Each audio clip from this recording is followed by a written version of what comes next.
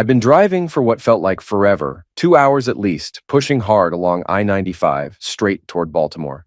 My wife, Claire, was attending a 3-day insurance conference at the Marriott, and while I told myself I was just going to surprise her with a nice dinner, the truth was harsher. I suspected she was cheating on me.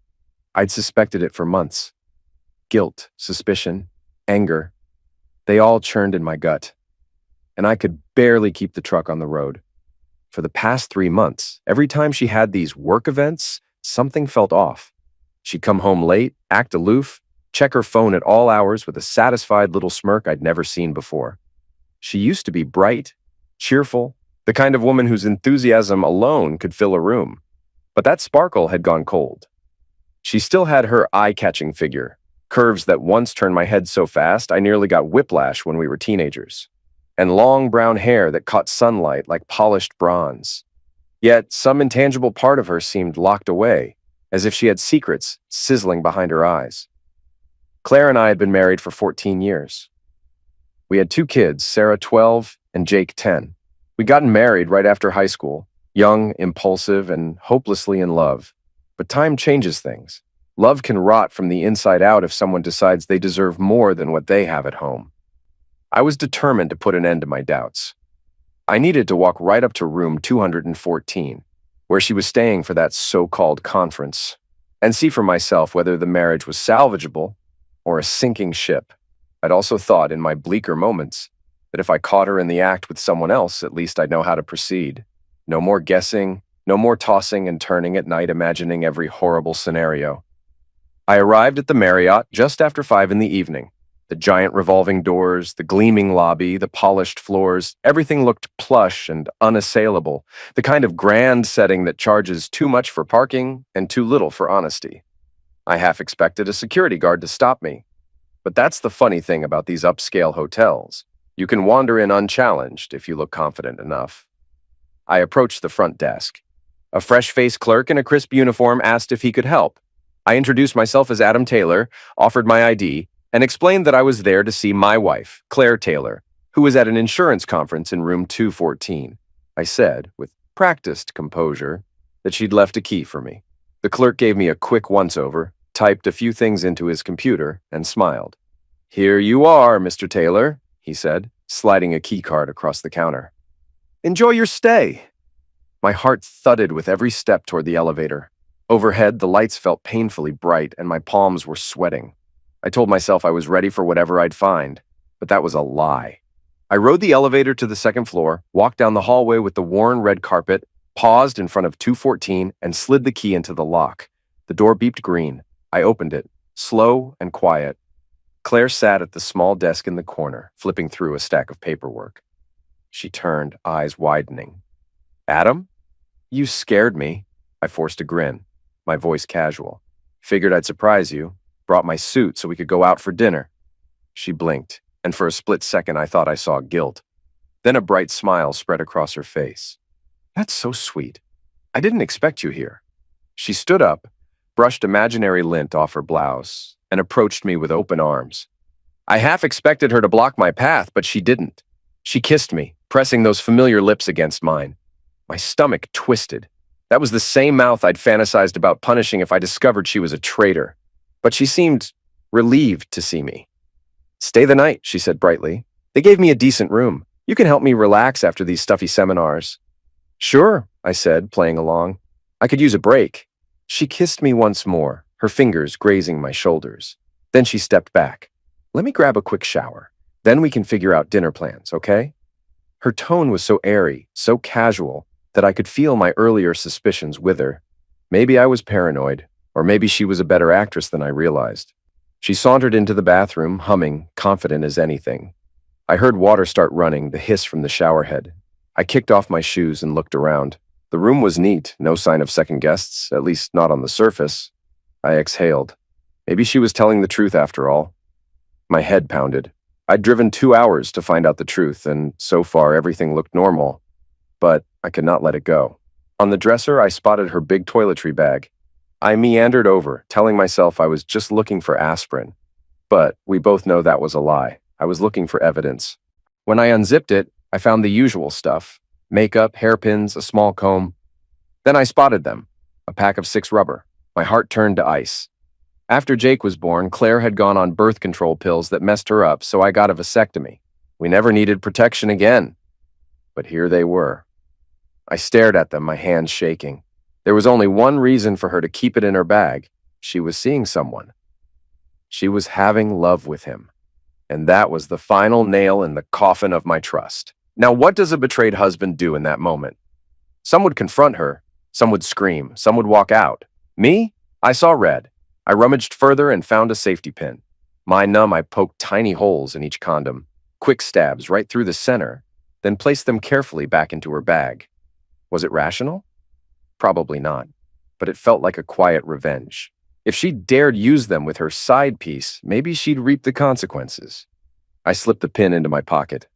My phone sat on the side table. I dialed my buddy Rob, a guy so loyal he'd bury a body for me if I asked. "Hey," I said in a low voice, "I need a favor. Call me in an hour. Make up some emergency I can't ignore. A burst pipe at the school. Something urgent that'll drag me back home." Rob agreed, no questions asked. By the time Claire finished showering, my plan was set. I'd find a reason to bail before bedtime, give myself space to process everything, figure out my next move. Claire emerged, hair damp, wearing only a fluffy towel. She shot me a sultry glance. "Hey, handsome, you look tense." I forced a weak chuckle. The drive wore me out. She sat beside me, rubbed my thigh. "Let me make it better." She leaned in for a kiss, the steam from her skin mixing with my shallow breath. A stronger man might have shoved her away, but I felt a twisted desire. Anger and betrayal can be potent fuel. So, I let her have her moment. We were intimate, but my mind was screaming the entire time.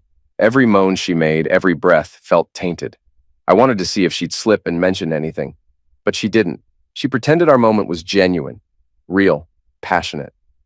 Afterward, we dressed and headed downstairs to the hotel restaurant. She seemed in a good mood. Ordered a small filet mignon and a glass of rosé. I got a heavy steak and whiskey, anything to drown my roiling gut. "So," I said, forcing calm, "you enjoying the conference?" She shrugged. "It's all right. Insurance seminars are dull, but they're necessary. Sometimes I wonder why you never ask about them." Her arrogance bled through. She was basically accusing me of not caring about her professional life.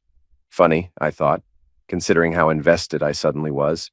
We chatted about the kids, about next month's mortgage payment, about random, mundane details. The tension in my shoulders wouldn't leave.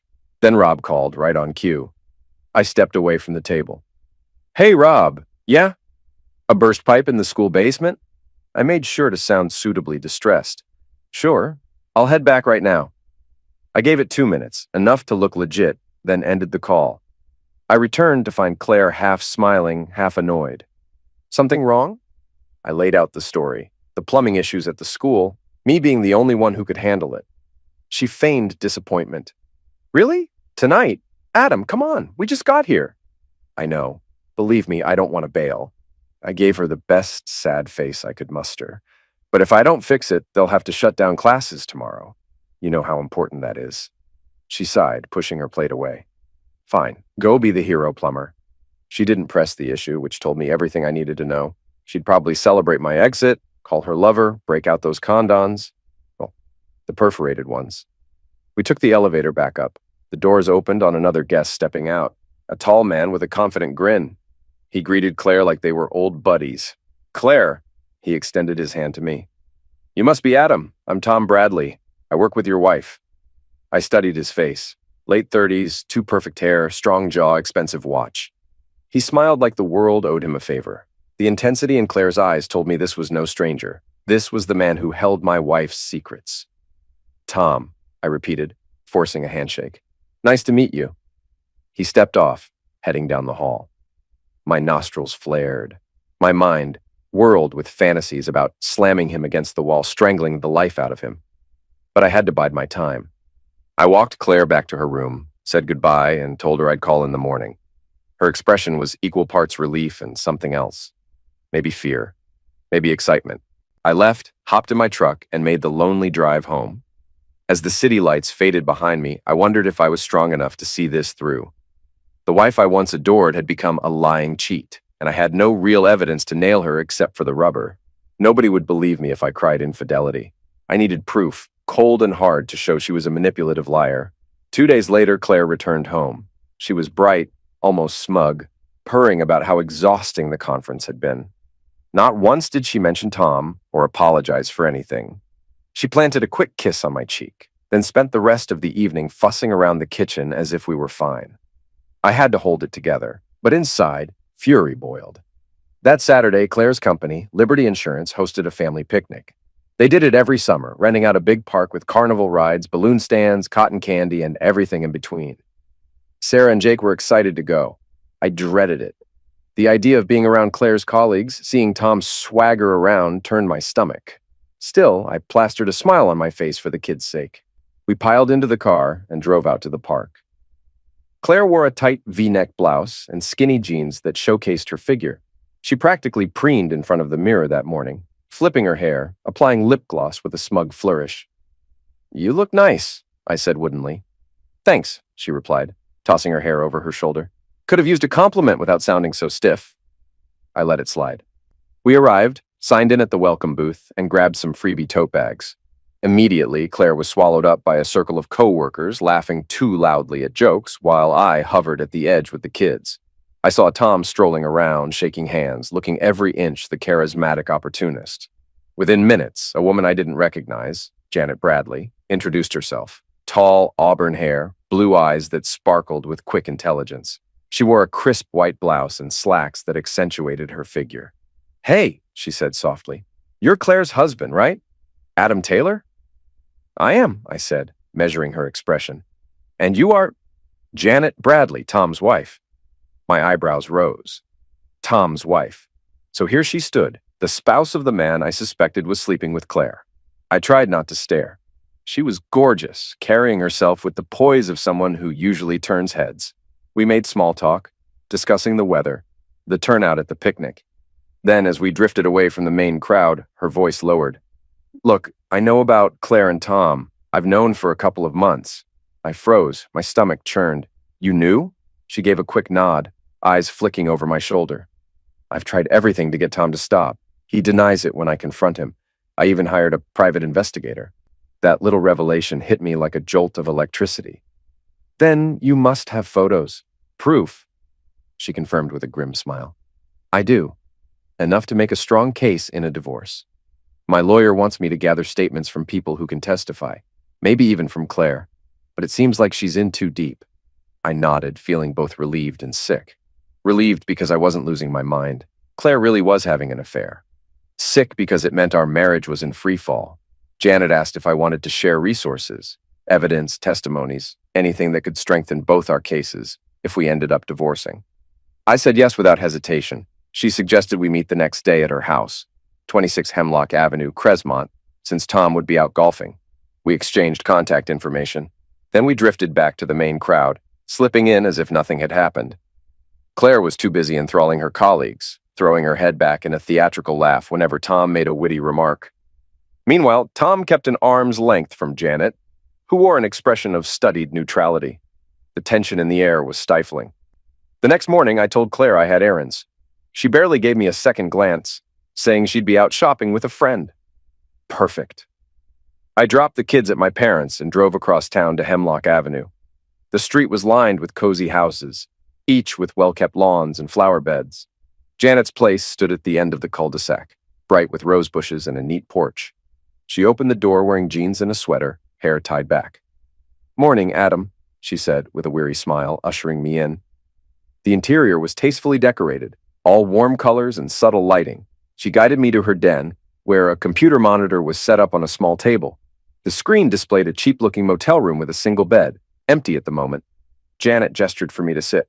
"I have a private investigator on retainer. He set up hidden cameras. Tom's consistent with his patterns. He books that room every time he golfs."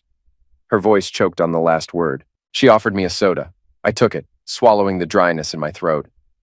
"You're telling me they're meeting today?" "Likely. Tom thinks I've stopped checking on him." We waited, passing the time with anxious conversation. Janet pulled out an accordion folder stuffed with photos. Claire and Tom entering motels, stepping out of restaurants, once even kissing in a parking garage. She had audio recordings, phone logs, enough to bury them. My gut twisted looking at the evidence. Yet part of me was grateful. For months, I'd felt a gnawing dread without proof.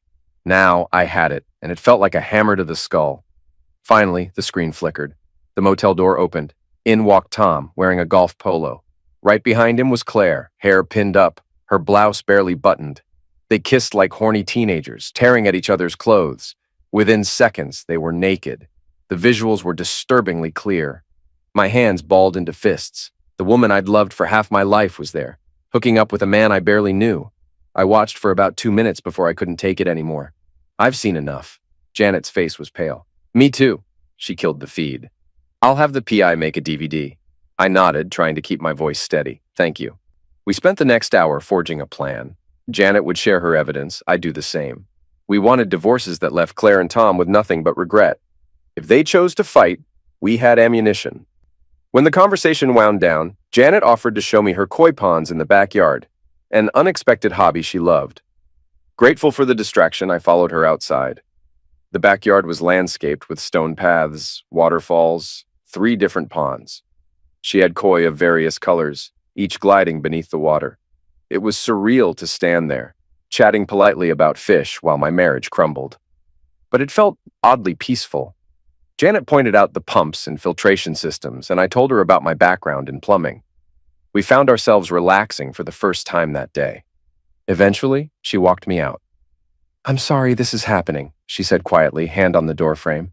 "But at least we're not alone, right?" I nodded. "We'll handle it." Over the following weeks, I learned Claire's routine in brutal detail. I'd check her toiletry bag whenever I heard water running. Each time I found fresh rubber. I kept the safety pin handy, poking holes in them, imagining her face if she ever learned what I was doing. The strangest part, she carried on as if nothing was wrong, except she grew more arrogant with each passing day. She accused me of not appreciating her enough, of being too small-minded.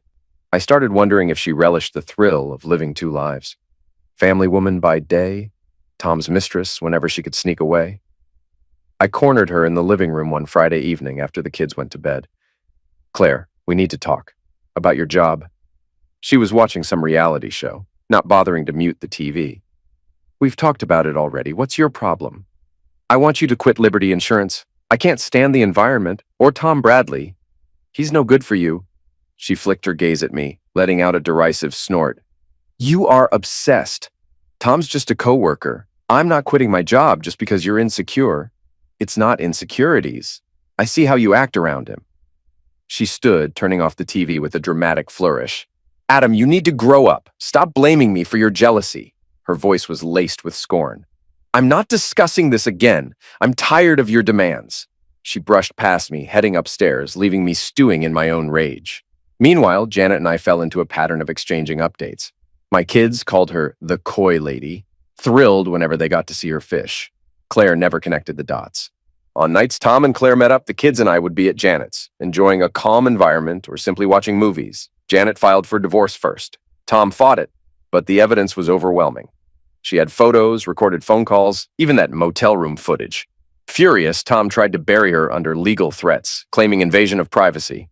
Janet's lawyer tore him to shreds. Claire, on the other hand, was either oblivious or believed herself untouchable. She never asked about my late nights or what I was really doing. Perhaps guilt froze her questions. Or maybe she just didn't care. Then, one night, she dropped a bombshell. She sat at the kitchen table with a glass of wine, swirling it lazily. "I've been stressed. I'm taking some time off. Going to visit my sister Nancy for a few days, maybe a week," she sipped. "Thought you'd appreciate the break. You're so moody these days." My jaw tightened. She sounded condescending, as though she were granting me a favor.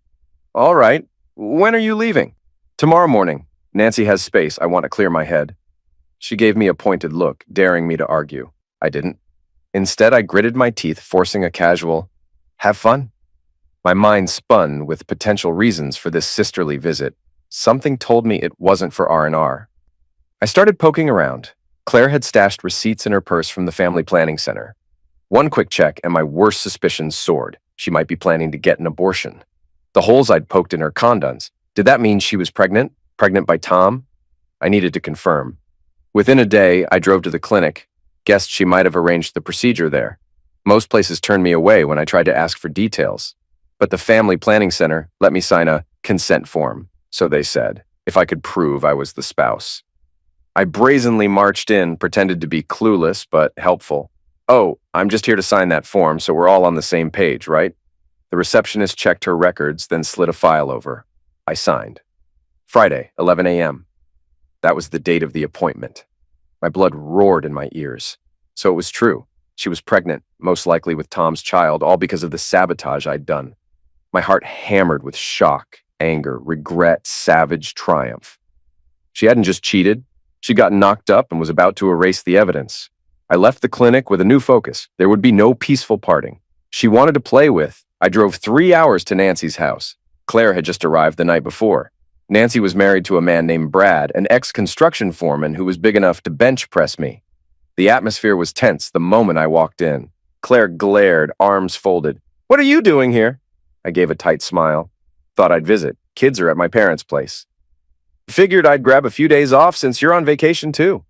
Nancy flashed a nervous glance at Brad, who tried to plaster on a friendly grin. "Sure, more the merrier," he muttered. Claire's eyes narrowed, jaw set. "I didn't invite you," I shrugged. "I'm here anyway."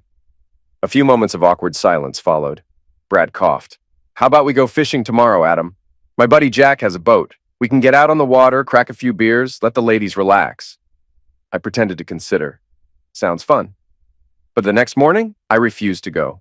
Stood by the passenger door, arms crossed. Brad got red-faced, tried to argue, but I brushed him off. He and Jack finally left without me, fuming. Inside, Nancy started making phone calls. Claire asked me to leave them alone. "Go do something else, Adam," she barked. "We have errands." I took my time, drank coffee in the kitchen, ignoring their attempts to shoo me away. I shut off Claire's phone the moment she wandered out of sight, ignoring the repeated call-waiting beeps from Brad. Nancy whispered furious curses into her own phone. I guess she was trying to reschedule Claire's procedure, or at least warn them we'd be late. I blocked every chance they had to slip away. By the time Brad returned, it was mid-afternoon. He looked exasperated, as if he'd been shouting into a dead phone all day. Nancy tore into him for not forcing me onto that boat. Claire hovered, tense and silent, her expression teetering between frustration and raw rage. That evening, I cornered Claire in Nancy's kitchen after supper, the light overhead casting sharp shadows on her face. "Claire," I said calmly, "you're done working for Liberty Insurance. Either quit or I'm filing for divorce." She stared, fury twisting her features. "Shut up. I'm sick of hearing this. I'm not quitting. You can't bully me into that." I took a deep breath, rummaged in the manila folder I'd brought, pulling out divorce papers. I slid them across the kitchen table. "Sign them, or don't. But if you refuse, I'll do it on my own." She looked at the papers, her jaw dropping in disbelief.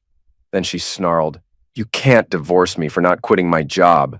That's not grounds for anything." "Adultery is," I said softly, pulling out a stack of photos and fanning them on the table. Claire in Tom's arms, exiting motels, half-dressed, her face drained of color. She snapped, "You bastard! You've been spying on me?" She tried to snatch the photos, but I grabbed her wrist. "How else was I supposed to get the truth? You've made a fool of me." Her lips quivered. "You had no right to do this. It's sick. You set me up, like some twisted pervert. You set yourself up the moment you let Tom into your bed." Footsteps pounded. Nancy and Brad rushed in. Nancy gasped at the photos. Claire was trembling with rage, eyes flicking from the pictures to me. Then my phone buzzed. My dad was calling, letting me know he'd arrived with a truckload of Claire's belongings, everything from the house. I ended the call. Claire glared, tears glistening. "What did you do?" I leaned close, my tone ice cold. "I changed the locks, took your stuff. If you need anything else, send me a list." She looked shocked. Nancy tried to defend her sister, but I cut her off. "I have half the money from our accounts in an envelope. That's yours. I signed over the title of your car. That's yours. As for the kids, you'll see them once a week and maybe overnight once a month. But you'll sign a notarized statement about your affair first." Claire sputtered. "What are you talking about? You can't—" I dropped the final bomb. "I know you're pregnant. Friday, 11 a.m., Family Planning Center. Ring a bell." Her scream tore through the kitchen. "You had no right." I pulled the safety pin from my pocket, placed it on the table. "I've been poking holes in your condoms for 2 months, Claire. You went through nearly 50 of them in 2 weeks. Now you're pregnant with Tom's child, or you were. But you're disposing of that problem on Friday, right?" She broke down, tears streaking her cheeks. "You're insane." My expression was grim. "You started this, not me." Brad looked horrified. Nancy stood by Claire, arms around her shoulders. The two sisters clung to each other, sobbing as if I'd committed the unholiest transgression. I turned and walked out, ignoring Claire's cries. Dad waited outside with the truck, engine idling. We carried boxes of Claire's clothes and personal items onto Nancy's porch. The entire time I felt an odd sense of calm. This was the end. In the weeks that followed, Liberty Insurance fired both Claire and Tom. Office gossip had spread like wildfire, especially after Tom's wife, Janet, threatened legal action. Claire refused to sign any affidavits, but it didn't matter. The evidence of the affair was overwhelming. She moved in with Nancy permanently. I heard rumors that Tom was paying for her living expenses. Maybe guilt drove him, or maybe he felt obligated because he'd fathered that unborn child. I didn't care. Janet finalized her divorce from Tom in record time. She got almost everything: the house, investments, alimony. Tom cursed and tried to drag it out, but her legal team demolished him. My own divorce from Claire wrapped up 4 months later. Claire didn't fight. She must have realized she'd lose. She scurried off to Omaha with Tom, who'd found a new job. Fine by me. I had the kids, who didn't miss her much to my surprise. They had always sensed her distance, and her arrogance had started affecting them, too. Then Tom vanished, disappeared without telling Claire. Maybe he realized his life was a mess, or maybe old debts caught up to him.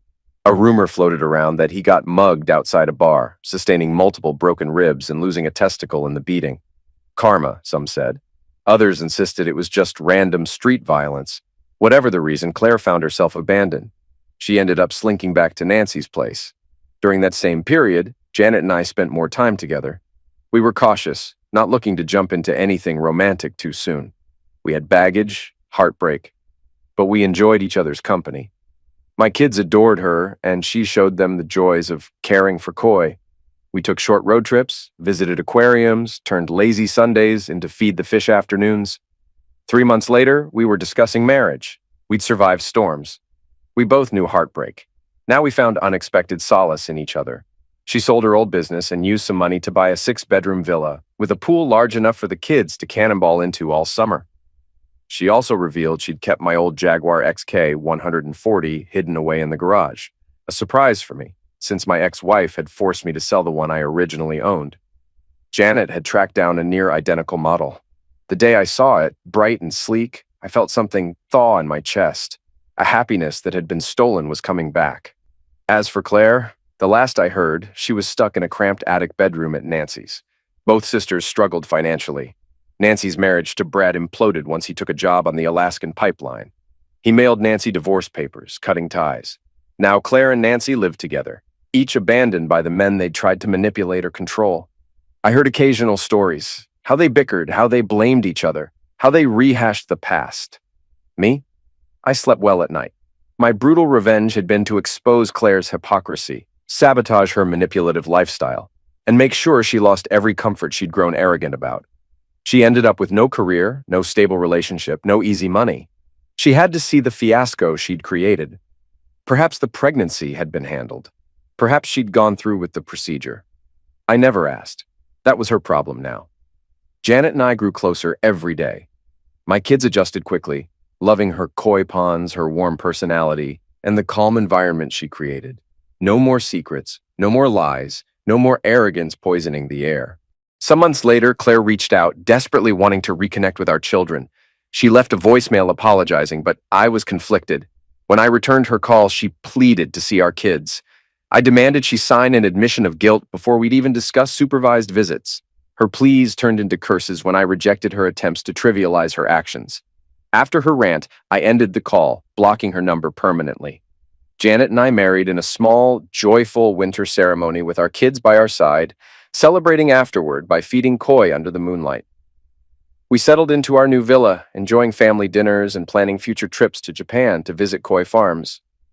Our lives had transformed into a harmonious blend of love and stability, a stark contrast to the past turmoil.